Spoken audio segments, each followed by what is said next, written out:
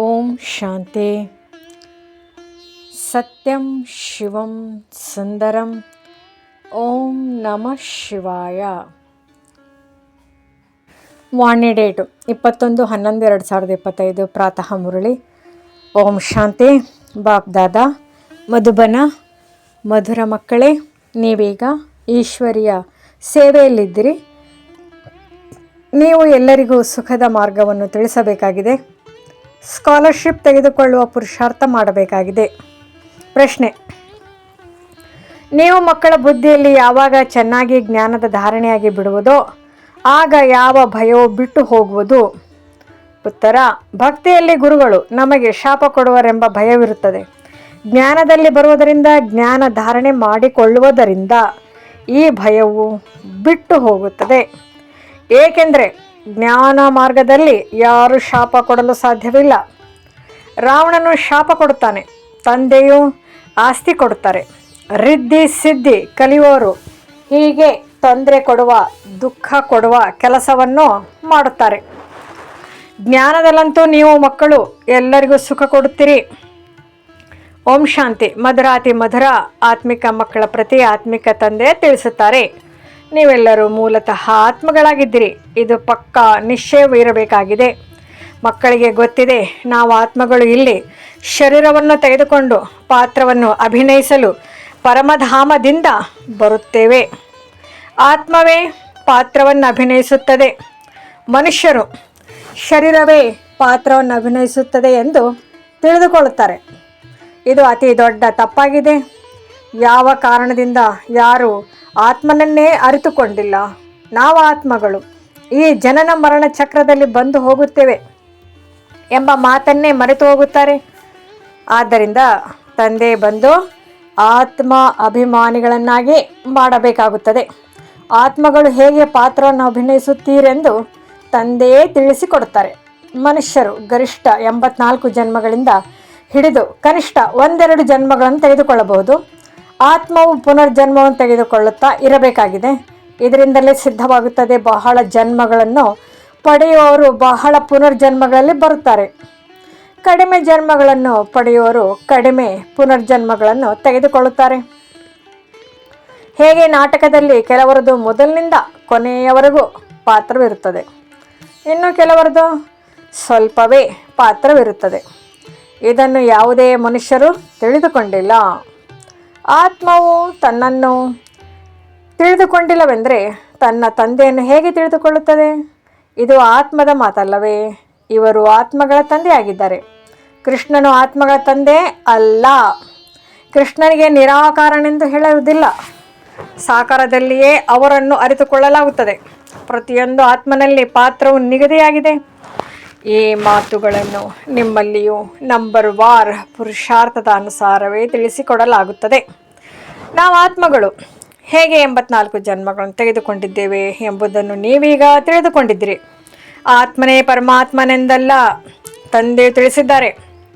ನಾವು ಆತ್ಮಗಳೇ ಮೊದಲು ದೇವತೆಗಳಾಗುತ್ತೇವೆ. ಈಗ ಪತಿತ ತಮೋ ಪ್ರಧಾನರಾಗಿದ್ದೇವೆ. ಪುನಃ ಸತೋ ಪ್ರಧಾನ ಪಾವನರಾಗಬೇಕಾಗಿದೆ. ಯಾವಾಗ ಸೃಷ್ಟಿಯು ಹಳೆಯದಾಗುವುದೋ ಆಗ ತಂದೆಯು ಬರುತ್ತಾರೆ. ತಂದೆಯು ಬಂದು ಹಳೆಯದನ್ನು ಹೊಸದನ್ನಾಗಿ ಮಾಡುತ್ತಾರೆ. ಹೊಸ ಸೃಷ್ಟಿಯನ್ನೇ ಸ್ಥಾಪನೆ ಮಾಡಿಬಿಡುತ್ತಾರೆ. ಹೊಸ ಪ್ರಪಂಚದಲ್ಲಿ ಆದಿ ಸನಾತನ ದೇವಿ ದೇವತಾ ಧರ್ಮವಿರುತ್ತದೆ.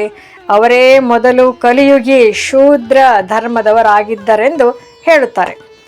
ಈಗ ಪ್ರಜಾಪಿತ ಬ್ರಹ್ಮನ ಮುಖವಂಶಾವಳಿಯಾಗಿ ಬ್ರಾಹ್ಮಣರಾಗಿದ್ದೀರಿ. ಬ್ರಾಹ್ಮಣ ಕುಲದಲ್ಲಿ ಬರುತ್ತೀರಿ. ಬ್ರಾಹ್ಮಣ ಕುಲದ ರಾಜಧಾನಿ ಇರುವುದಿಲ್ಲ.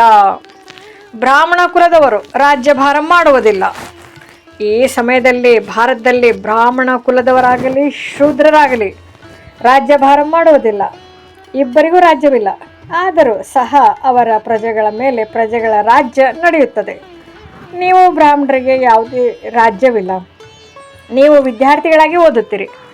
ಈ 84 ಜನ್ಮಗಳ ಚಕ್ರವು ಹೇಗೆ ಸುತ್ತುತ್ತದೆ ಎಂಬುದನ್ನು ತಂದೆ ನಿಮಗೆ ತಿಳಿಸಿಕೊಡುತ್ತಾರೆ. ಸತ್ಯಯುಗ, ತ್ರೇತಾಯುಗ, ನಂತರ ಈ ರೀತಿ ಸಂಗಮಯುಗವಾಗುತ್ತದೆ. ಈ ಸಂಗಮಯುಗಕ್ಕೆ ಇರುವ ಮಹಿಮೆಯು ಮತ್ಯಾವುದೇ ಯುಗಕ್ಕೆ ಇರುವುದಿಲ್ಲ. ಇದು ಪುರುಷೋತ್ತಮ ಸಂಗಮಯುಗವಾಗಿರುವುದು. ಸತ್ಯುಗದಿಂದ ತ್ರೇತಾಯುಗದಲ್ಲಿ ಬಂದಾಗ 2 ಕಲೆಗಳು ಕಡಿಮೆ ಆಗುತ್ತದೆ. ಮತ್ತು ಅವರಿಗೇನು ಮಹಿಮೆ ಮಾಡುತ್ತೀರಿ? ಕನಿಷ್ಠರಾಗುವ ಮಹಿಮೆ ಮಾಡುವುದಿಲ್ಲ. ಕಲಿಯುಗಕ್ಕೆ ಹಳೆಯ ಪ್ರಪಂಚವೆಂದು ಕರೆಯಲಾಗುತ್ತದೆ. ಈಗ ಹೊಸ ಪ್ರಪಂಚವು ಸ್ಥಾಪನೆಯಾಗಲಿದೆ. ಅಲ್ಲಿ ದೇವಿ ದೇವತೆಗಳ ರಾಜ್ಯವಿರುತ್ತದೆ. ಅವರು ಪುರುಷೋತ್ತಮರಾಗಿದ್ದರೂ ನಂತರ ಕಲೆಗಳು ಕಡಿಮೆಯಾಗುತ್ತಾ ಕನಿಷ್ಠ ಶೂದ್ರ ಬುದ್ಧಿಯವರಾಗಿ ಬಿಡುತ್ತಾರೆ. ಅವರಿಗೆ ಕಲ್ಲು ಬುದ್ಧಿಯವರೆಂದು ಹೇಳಲಾಗುತ್ತದೆ. ಇಷ್ಟು ಕಲ್ಲು ಬುದ್ಧಿಯವರಾಗಿ ಬಿಡುತ್ತಾರೆ. ಯಾವ ಪೂಜೆ ಮಾಡುವರೋ ಅವರ ಜೀವನ ಚರಿತ್ರೆಯನ್ನು ತಿಳಿದುಕೊಳ್ಳುವುದಿಲ್ಲ. ಮಕ್ಕಳು ತಂದೆಯ ಜೀವನ ಚರಿತ್ರೆಯನ್ನೇ ತಿಳಿದುಕೊಂಡಿಲ್ಲವೆಂದರೆ ಮತ್ತೆ ಆಸ್ತಿಯು ಹೇಗೆ ಸಿಗುವುದು? ನೀವು ಮಕ್ಕಳು ಈಗ ತಂದೆಯ ಜೀವನವನ್ನು ತಿಳಿದುಕೊಂಡಿದ್ದೀರಿ. ಅವರಿಂದ ನಿಮಗೆ ಆಸ್ತಿಯು ಸಿಗುತ್ತಿದೆ. ಬೇಹದ್ದಿನ ತಂದೆಯನ್ನು ನೆನಪು ಮಾಡುತ್ತೀರಿ. ನೀವು ಮಾತಾ ಪಿತಾ ಎಂದು ಹೇಳುತ್ತೀರಿ. ಅಂದ ಮೇಲೆ ಅವಶ್ಯವಾಗಿ ತಂದೆಯು ಬಂದಿರಬೇಕು. ಆಗಲೇ ಅಪಾರ ಸುಖವನ್ನು ಕೊಟ್ಟಿರಬೇಕಲ್ಲವೇ? ತಂದೆಯು ಹೇಳುತ್ತಾರೆ, ನೀವು ಮಕ್ಕಳಿಗೆ ಅಪಾರ ಸುಖವನ್ನು ಕೊಡಲು ಬಂದಿದ್ದೇನೆ. ಮಕ್ಕಳ ಬುದ್ಧಿಯಲ್ಲಿ ಈ ಜ್ಞಾನವು ಚೆನ್ನಾಗಿರಬೇಕು. ಆದ್ದರಿಂದ ನೀವು ಸ್ವದರ್ಶನ ಚಕ್ರಧಾರಿಗಳಾಗುತ್ತೀರಿ. ಈಗ ನಿಮಗೆ ಜ್ಞಾನದ 3ನೇ ನೇತ್ರವು ಸಿಕ್ಕಿದೆ. ನಾವೇ ದೇವತೆಗಳಾಗುತ್ತೇವೆ. ಈಗ ಶೂದ್ರರಿಂದ ಬ್ರಾಹ್ಮಣರಾಗಿದ್ದೇವೆ ಎಂಬುದನ್ನು ತಿಳಿದುಕೊಂಡಿದ್ದೀರಿ. ಕಲಿಯುಗಿ ಬ್ರಾಹ್ಮಣರು ಇದ್ದಾರಲ್ಲವೇ? ಆದರೆ ನಮ್ಮ ಧರ್ಮ ಅಥವಾ ಕುಲವು ಯಾವಾಗ ಸ್ಥಾಪನೆ ಆಯಿತೆಂದು ಆ ಬ್ರಾಹ್ಮಣರು ತಿಳಿದುಕೊಂಡಿಲ್ಲ. ಅವರು ಕಲಿಯುಗಿ ಬ್ರಾಹ್ಮಣರಾಗಿದ್ದಾರೆ. ನೀವೀಗ ಡೈರೆಕ್ಟ್ ಪ್ರಜಾಪಿತ ಬ್ರಹ್ಮನ ಸಂತಾನರಾಗಿದ್ದೀರಿ ಮತ್ತು ಎಲ್ಲರಿಗಿಂತ ಶ್ರೇಷ್ಠರಾಗಿದ್ದೀರಿ. ತಂದೆ ಕುಳಿತು ನಿಮಗೆ ವಿದ್ಯೆಯನ್ನು ಓದಿಸುವ, ಸಂಭಾಲನೆ ಮಾಡುವ ಮತ್ತು ಶೃಂಗಾರ ಮಾಡುವ ಸೇವೆ ಮಾಡುತ್ತಾರೆ. ನೀವು ಸಹ ಈಶ್ವರ್ಯ ಸೇವೆಯಲ್ಲಿದ್ದೀರಿ. ನಾನು ಎಲ್ಲ ಮಕ್ಕಳ ಸೇವೆಯಲ್ಲಿ ಉಪಸ್ಥಿತನಿದ್ದೇನೆಂದು ಪರಂಪಿತ ಪರಮಾತ್ಮನೇ ಹೇಳುತ್ತಾರೆ. ಮಕ್ಕಳಿಗೆ ಸುಖದ ಮಾರ್ಗವನ್ನು ತಿಳಿಸಬೇಕಾಗಿದೆ. ಈಗ ಮನೆಗೆ ನಡೆಯಿರಿ ಎಂದು ತಂದೆ ಹೇಳುತ್ತಾರೆ. ಮನುಷ್ಯರು ಮುಕ್ತಿಗಾಗಿಯೇ ಭಕ್ತಿ ಮಾಡುತ್ತಾರೆ. ಅವಶ್ಯವಾಗಿ ಜೀವನದಲ್ಲಿ ಬಂಧನವಿದೆ. ತಂದೆಯು ಬಂದು ಈ ದುಃಖಗಳಿಂದ ಬಿಡಿಸುತ್ತಾರೆ. ನೀವು ಮಕ್ಕಳು ತಿಳಿದುಕೊಂಡಿದ್ದೀರಿ. ಕೊನೆಯಲ್ಲಿ ಎಲ್ಲರೂ ತ್ರಾಹಿ ತ್ರಾಹಿ ಎನ್ನುತ್ತಾರೆ. ಆಹಾಕಾರದ ನಂತರ ಜಯ ಜಯಕಾರವಾಗುವುದು. ಎಷ್ಟು ಹಾಯ್ ಹಾಯ್ ಎನ್ನುತ್ತಾರೆ. ಪ್ರಾಕೃತಿಕ ವಿಕೋಪಗಳಾಗುತ್ತವೆ ಎಂಬುದೆಲ್ಲವೂ ನಿಮ್ಮ ಬುದ್ಧಿಯಲ್ಲಿದೆ. ಯುರೋಪ್ವಾಸಿ ಯಾದವರು ಇದ್ದಾರೆ. ಯುರೋಪಿಯನ್ನರಿಗೆ ಯಾದವರೆಂದು ಹೇಳಲಾಗುತ್ತದೆ. ಅವರ ಹೊಟ್ಟೆಯಿಂದ ಒನಕೆ ಬಂದಿತ್ತು, ನಂತರ ಶಾಪ ಸಿಕ್ಕಿತೆಂದು ತೋರಿಸುತ್ತಾರೆ. ಈಗ ಶಾಪದ ಮಾತೇ ಇಲ್ಲ. ಇದಂತೂ ನಾಟಕವಾಗಿದೆ. ತಂದೆಯು ಆಸ್ತಿಯನ್ನು ಕೊಡುತ್ತಾರೆ. ರಾವಣನು ಶಾಪ ಕೊಡುತ್ತಾನೆ. ಇದೊಂದು ಆಟವು ಮಾಡಲ್ಪಟ್ಟಿದೆ. ಬಾಕಿ ಶಾಪ ಕೊಡುವವರು ಬೇರೆ ಮನುಷ್ಯರಿರುತ್ತಾರೆ. ಆ ಶಾಪವನ್ನು ವಿಮೋಚನೆ ಮಾಡುವವರು ಇರುತ್ತಾರೆ. ಶಾಪ ಕೊಟ್ಟು ಬಿಡುವರೇನೋ ಎಂದು ಗುರು ಗೋಸಾಯಿಗಳಿಗೆ ಮನುಷ್ಯರು ಹೆದರುತ್ತಾರೆ. ವಾಸ್ತವದಲ್ಲಿ ಜ್ಞಾನ ಮಾರ್ಗದಲ್ಲಿ ಶಾಪ ಕೊಡುವವರು ಯಾರೂ ಇರಲು ಸಾಧ್ಯವಿಲ್ಲ. ಜ್ಞಾನ ಮಾರ್ಗ ಮತ್ತು ಭಕ್ತಿ ಮಾರ್ಗದಲ್ಲಿ ಶಾಪದ ಯಾವುದೇ ಮಾತಿಲ್ಲ. ಯಾರು ರಿದ್ಧಿಸಿದ್ಧಿಯನ್ನು ಕಲಿಯುವರೋ ಅವರು ಶಾಪ ಕೊಡುತ್ತಾರೆ. ಮನುಷ್ಯರನ್ನು ಬಹಳ ದುಃಖಿಯನ್ನಾಗಿ ಮಾಡುತ್ತಾರೆ. ಹಣ ಸಂಪಾದಿಸುತ್ತಾರೆ. ಭಕ್ತರು ಈ ಕೆಲಸ ಮಾಡುವುದಿಲ್ಲ. ತಂದೆಯು ಇದನ್ನು ತಿಳಿಸಿದ್ದಾರೆ. ಸಂಗಮಯುಗದ ಜೊತೆ ಪುರುಷೋತ್ತಮ ಎಂಬುದನ್ನು ಅವಶ್ಯವಾಗಿ ಬರೆಯಬೇಕಾಗಿದೆ. ತ್ರಿಮೂರ್ತಿ ಶಬ್ದವನ್ನು ಬರೆಯಬೇಕು ಮತ್ತು ಪ್ರಜಾಪಿತ ಎಂಬ ಶಬ್ದವು ಅವಶ್ಯವಾಗಿದೆ. ಏಕೆಂದರೆ ಅನೇಕರ ಹೆಸರು ಬ್ರಹ್ಮ ಎಂದು ಇರುತ್ತದೆ. ಪ್ರಜಾಪಿತ ಶಬ್ದವನ್ನು ಬರೆಯುವುದರಿಂದ ಸಾಕಾರದಲ್ಲಿ ಪ್ರಜಾಪಿತನಾದರೆಂದು ತಿಳಿದುಕೊಳ್ಳುವರು. ಕೇವಲ ಬ್ರಹ್ಮನೆಂದು ಬರೆದರೆ ಸೂಕ್ಷ್ಮದಲ್ಲಿ ಅವರು ತೋರಿಸಿರುವ ಬ್ರಹ್ಮನೆಂದು ತಿಳಿದುಕೊಳ್ಳುವರು. ಬ್ರಹ್ಮ ವಿಷ್ಣು ಶಂಕರನಿಗೆ ಭಗವಂತನೆಂದು ಹೇಳುತ್ತಾರೆ. ಪ್ರಜಾಪಿತ ಬ್ರಹ್ಮನೆಂದು ಹೇಳಿದಾಗ ನೀವು ತಿಳಿಸಬಹುದು, ಪ್ರಜಾಪಿತನು ಇಲ್ಲಿಯೇ ಇದ್ದಾರೆ. ಸೂಕ್ಷ್ಮತನದಲ್ಲಿರಲು ಹೇಗೆ ಸಾಧ್ಯ? ಇವರೇ ಕರ್ಮಾತೀತರಾಗಿ ನಂತರ ಸೂಕ್ಷ್ಮತನವಾಸಿಯಾಗುವರು. ಬ್ರಹ್ಮನ ನಾಭಿಯಿಂದ ವಿಷ್ಣು ಬಂದರೆಂದು ತೋರಿಸುತ್ತಾರೆ. ನೀವು ಮಕ್ಕಳಿಗೆ ಜ್ಞಾನ ಸಿಕ್ಕಿದೆ. ಯಾರು ನಾಭಿಯಿಂದ ಬರಲು ಸಾಧ್ಯವಿಲ್ಲ. ಬ್ರಹ್ಮನಿಂದ ವಿಷ್ಣು, ವಿಷ್ಣುವಿನಿಂದ ಬ್ರಹ್ಮ ಹೇಗಾಗುತ್ತಾರೆ ಎಂಬ ಇಡೀ ಚಕ್ರದ ಜ್ಞಾನವನ್ನು ನೀವು ಚಿತ್ರಗಳಿಂದ ತಿಳಿಸಬಹುದು. ಚಿತ್ರಗಳಿಲ್ಲದೆ ತಿಳಿಸಲು ಪರಿಶ್ರಮವಾಗುತ್ತದೆ. ಬ್ರಹ್ಮನಿಂದ ವಿಷ್ಣು, ವಿಷ್ಣುವಿನಿಂದ ಬ್ರಹ್ಮನಾಗುತ್ತಾರೆ. ಲಕ್ಷ್ಮೀ ನಾರಾಯಣರು 84 ಜನ್ಮಗಳ ಚಕ್ರವನ್ನು ಸುತ್ತಿ ಬ್ರಹ್ಮ ಸರಸ್ವತಿ ಆಗುತ್ತಾರೆ.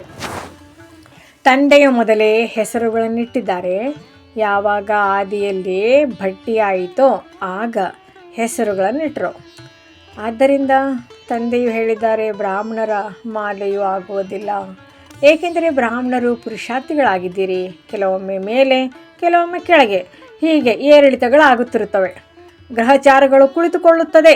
ತಂದೆಯಂತೂ ವಜ್ರ ವ್ಯಾಪಾರಿಯಾಗಿದ್ದರು. ಮುತ್ತು ರತ್ನಗಳ ಮಾಲೆಯು ಹೇಗೆ ತಯಾರಾಗುತ್ತದೆ ಎಂಬುದರಲ್ಲಿ ಅನುಭವಿಯಾಗಿದ್ದಾರೆ. ಬ್ರಾಹ್ಮಣರ ಮಾಲೆಯು ಕೊನೆಯಲ್ಲಿಯೇ ಆಗುವುದು. ನಾವು ಬ್ರಾಹ್ಮಣರೇ ದೈವಿ ಗುಣಗಳನ್ನು ಧಾರಣೆ ಮಾಡಿ ದೇವತೆಗಳಾಗುತ್ತೇವೆ. ನಂತರ ಏಣಿಯನ್ನು ಇಳಿಯಬೇಕಾಗುತ್ತದೆ. ಇಲ್ಲವಾದರೆ 84 ಜನ್ಮಗಳನ್ನು ಹೇಗೆ ತೆಗೆದುಕೊಳ್ಳುತ್ತೇವೆ? 84 ಜನ್ಮಗಳ ಲೆಕ್ಕದಿಂದ ಇವನ್ನು ತೆಗೆಯಬಹುದು. ನಿಮ್ಮ ಅರ್ಧ ಸಮಯ ಮುಗಿದ ಮೇಲೆ ಅನ್ಯ ಧರ್ಮದವರು ಬಂದು ಸೇರ್ಪಡೆ ಆಗುತ್ತಾರೆ. ಮಾಲೆ ಮಾಡುವುದರಲ್ಲಿ ಬಹಳ ಪರಿಶ್ರಮವಾಗುತ್ತದೆ. ಬಹಳ ಜೋಪಾನವಾಗಿ ಮುತ್ತುಗಳನ್ನು ಮೇಜಿನ ಮೇಲಿಡಲಾಗುತ್ತದೆ. ಎಲ್ಲಿಯೂ ಅವು ಬೀಳದಂತಿರಬಾರ್ದು. ನಂತರ ಸೂಜಿಯಿಂದ ಪೋಣಿಸಲಾಗುತ್ತದೆ. ಅದು ಹೊಂದಾಣಿಕೆ ಆಗದಿದ್ದರೆ ಮತ್ತೆ ಮಾಲೆಯನ್ನು ಬಿಚ್ಚಬೇಕಾಗುತ್ತದೆ. ಇಲ್ಲಂತೂ ಇದು ಬಹಳ ದೊಡ್ಡ ಮಾಲೆಯಾಗಿದೆ. ನಾವು ಹೊಸ ಪ್ರಪಂಚಕ್ಕಾಗಿ ಓದುತ್ತೇವೆ ಎಂಬುದನ್ನು ನೀವು ಮಕ್ಕಳು ತಿಳಿದುಕೊಂಡಿದ್ದೀರಿ. ತಂದೆ ತಿಳಿಸಿದ್ದಾರೆ, ನಾವು ಹೇಗೆ ಶೂದ್ರರಿಂದ ಬ್ರಾಹ್ಮಣರಿಂದ ದೇವತೆಗಳಾಗುತ್ತೇವೆಂದು. ಬಂದು ತಿಳಿದುಕೊಳ್ಳಿ. ಈ ಚಕ್ರವನ್ನು ತಿಳಿದುಕೊಳ್ಳುವುದರಿಂದ ನೀವು ಚಕ್ರವರ್ತಿ ರಾಜರಾಗುವಿರಿ, ಸ್ವರ್ಗದ ಮಾಲೀಕರಾಗಿ ಬಿಡುವಿರಿ. ಹೀಗೆ ಸ್ಲೋಗನ್ಗಳನ್ನು ಮಾಡಿಸಿ ಮಕ್ಕಳು ಕಲಿಸಿಕೊಡಬೇಕು.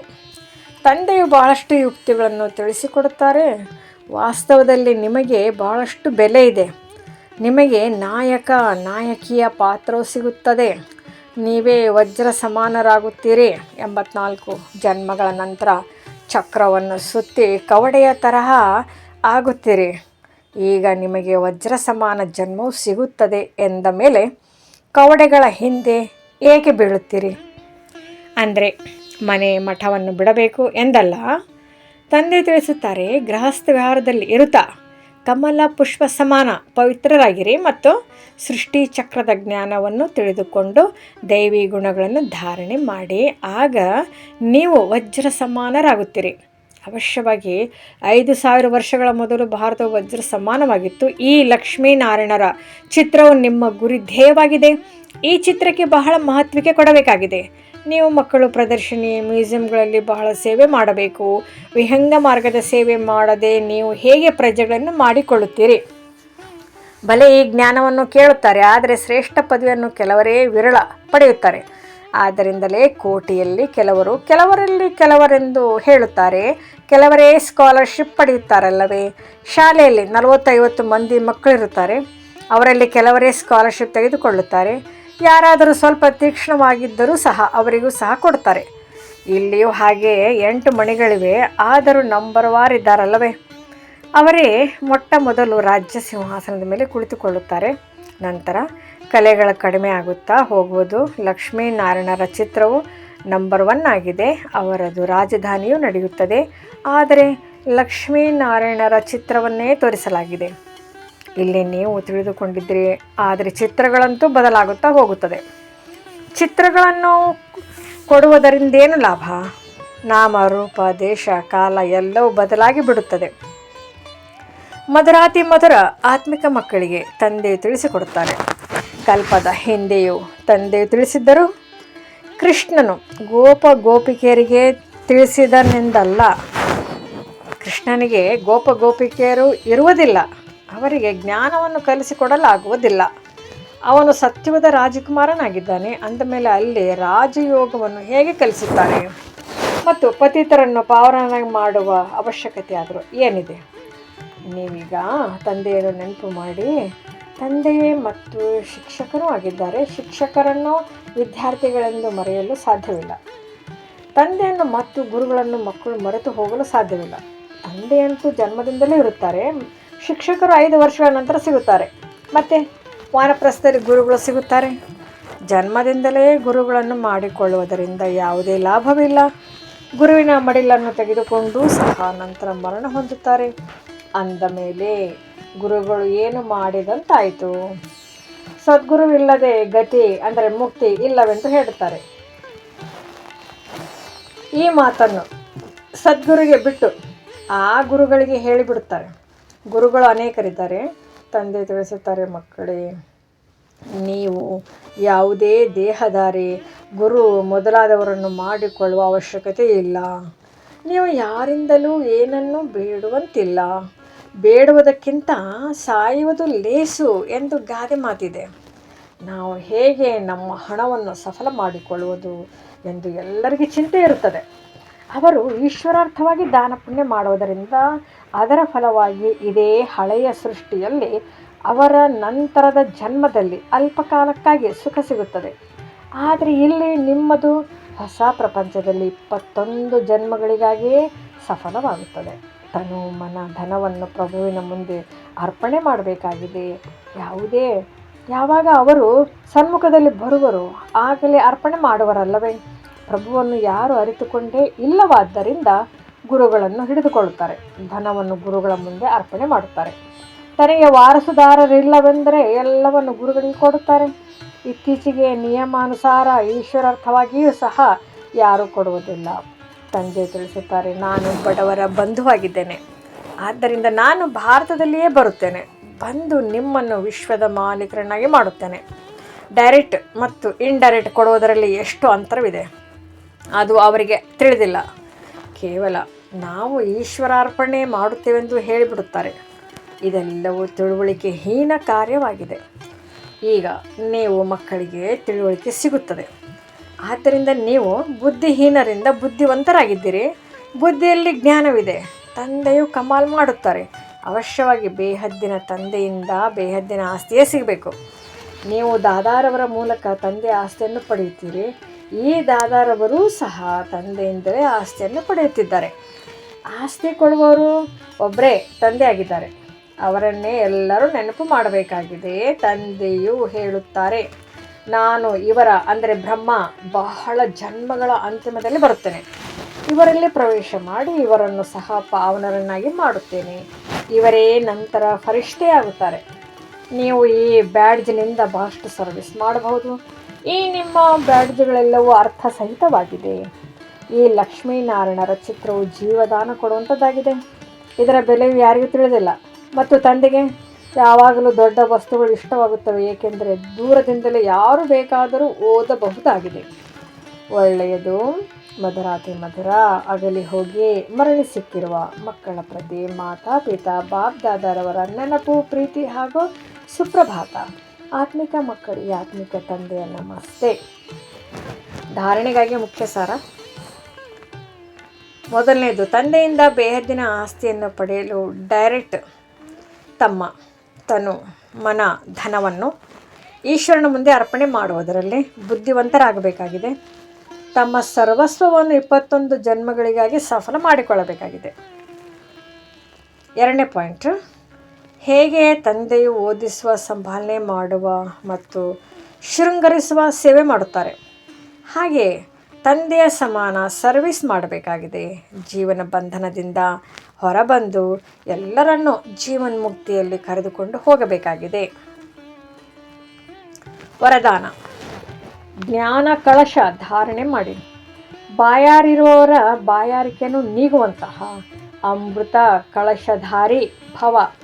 ಈಗ ಮೆಜಾರಿಟಿ ಆತ್ಮಗಳು ಪ್ರಕೃತಿಯ ಅಲ್ಪಕಾಲದ ಸಾಧನಗಳಿಂದ ಆತ್ಮಿಕ ಶಾಂತಿ ಪ್ರಾಪ್ತಿ ಮಾಡಿಕೊಳ್ಳುವುದಕ್ಕಾಗಿ ಮಾಡಿರುವಂತಹ ಅಲ್ಪಜ್ಞ ಸ್ಥಾನಗಳಿಂದ ಪರಮಾತ್ಮ ಮಿಲನ ಆಚರಿಸುವಂತಹ ಗುತ್ತಿಗೆದಾರರಿಂದ ಬೇಸತ್ತು ಹೋಗಿರುವಿರಿ, ನಿರಾಶರಾಗಿರುವಿರಿ. ಸತ್ಯ ಬೇರೆಲ್ಲೋ ಇದೆ ಎಂದು ಅರ್ಥ ಮಾಡಿಕೊಂಡಿರುವಿರಿ. ಪ್ರಾಪ್ತಿಗಾಗಿ ಬಾಯಾರಿದ್ದಾರೆ. ಇಂತಹ ಬಾಯಾರಿರುವ ಮಕ್ಕಳಿಗೆ, ಆತ್ಮಗಳಿಗೆ ಆತ್ಮಿಕ ಪರಿಚಯ, ಪರಮಾತ್ಮನ ಪರಿಚಯದ ಯಥಾರ್ಥ ಹನಿಯು ಸಹ ಅವರನ್ನು ತೃಪ್ತ ಆತ್ಮರನ್ನಾಗಿ ಮಾಡಿಬಿಡುವುದು. ಆದ್ದರಿಂದ ಜ್ಞಾನ ಕಳಶ ಧಾರಣೆ ಮಾಡಿ ಬಾಯಾರಿರುವವರ ಬಾಯಾರಿಕೆಯನ್ನು ದೂರ ಮಾಡಿ ಅಮೃತ ಕಳಶ ಸದಾ ಜೊತೆಯಲ್ಲಿರಲಿ, ಅಮರರಾಗಿ ಮತ್ತು ಅಮರರನ್ನಾಗಿ ಮಾಡಿ. ಸ್ಲೋಗನ್: ಅಡ್ಜಸ್ಟ್ ಆಗುವಂತಹ ಕಲೆಯನ್ನು ನಿಮ್ಮ ಲಕ್ಷ್ಯವಾಗಿಟ್ಟುಕೊಳ್ಳಿ, ಆಗ ಸಹಜವಾಗಿ ಸಂಪೂರ್ಣರಾಗಿ ಬಿಡುವಿರಿ. ಅವ್ಯಕ್ತ ಸೂಚನೆ: ಅಶರೀರಿ ಅಥವಾ ವಿದೇಹಿ ಸ್ಥಿತಿ ಅಭ್ಯಾಸ ಹೆಚ್ಚಿಸಿ. ಅಶರೀರಿ ಆಗುವುದಕ್ಕಾಗಿ ಸಮಾವೇಶ ಮಾಡಿಕೊಳ್ಳುವ ಶಕ್ತಿ ಬಹಳ ಅವಶ್ಯಕವಾಗಿ ಬೇಕಾಗಿದೆ. ತಮ್ಮ ದೇಹಾಭಿಮಾನದ ಸಂಕಲ್ಪವನ್ನು, ದೇಹದ ಪ್ರಪಂಚದ ಪರಿಸ್ಥಿತಿಗಳ ಸಂಕಲ್ಪವನ್ನು ಸಮಾವೇಶ ಮಾಡಿಕೊಳ್ಳಬೇಕು. ಮನೆಗೆ ಹೋಗುವ ಸಂಕಲ್ಪದ ಹೊರತು ಅನ್ಯ ಯಾವುದೇ ಸಂಕಲ್ಪದ ವಿಸ್ತಾರ ಇರಬಾರದು. ಕೇವಲ ಇದೇ ಸಂಕಲ್ಪ, ಈಗ ನಮ್ಮ ಮನೆಗೆ ಹೋದೆವು ಎಂದರೆ ಹೋದೆವು. ಅನುಭವ ಮಾಡಿ ನಾನು ಆತ್ಮ ಈ ಆಕಾಶ ತತ್ವದಿಂದಲೂ ದೂರ ಹಾರಿ ಹೋಗುತ್ತಿದ್ದೇನೆ. ಇದಕ್ಕಾಗಿ ಈಗಿನಿಂದಲೇ ಅಕಾಲ ಸಿಂಹಾಸನದ ಅಧಿಕಾರಿ ಆಗುವ ಅಭ್ಯಾಸವನ್ನು ಹೆಚ್ಚಿಸಿಕೊಳ್ಳಿ.